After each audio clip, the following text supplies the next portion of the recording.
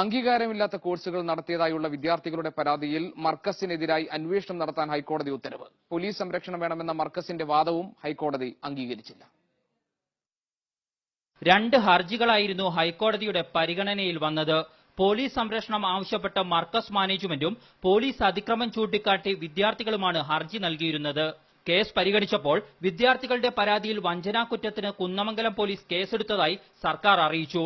14 പ്രതികളിൽ 6 പേരെ ചോദ്യം ചെയ്തതായും സർക്കാർ അഭിഭാഷകൻ കോടതിയിൽ ബോധിപ്പിച്ചു. പ്രവേശന സമയത്ത് നൽകിയ രേഖകളിൽ AICTE അംഗീകാരമില്ലെന്ന് വ്യക്തമാക്കിയിരുന്നതായി മാനേജ്മെന്റ് കോടതിയെ അറിയിച്ചു. എന്നാൽ അംഗീകാരമുള്ളതായി കാട്ടിയുള്ള പത്രപരസ്യങ്ങളടക്കം വിദ്യാർത്ഥികളുടെ അഭിഭാഷകനും കോടതിയുടെ ശ്രദ്ധയിൽപ്പെടുത്തി. തുടർന്നാണ് വിദ്യാർത്ഥികളുടെ പരാതിയിൽ അന്വേഷണം നടത്താനായി ഹൈക്കോടതി ഉത്തരവിട്ടത്. പ്രശ്നങ്ങളുണ്ടായാൽ മാത്രം പോലീസ് ഇടപെട്ടാൽ മതിയെന്നും മർക്കസിന് സ്ഥിരമായി പോലീസ് സംരക്ഷണം ആവശ്യമില്ലെന്നും വ്യക്തമാക്കിയ കോടതി ഹർജികൾ തീർപ്പാക്കുകയും ചെയ്തു. മീഡിയ 1 കോഴിക്കോട്.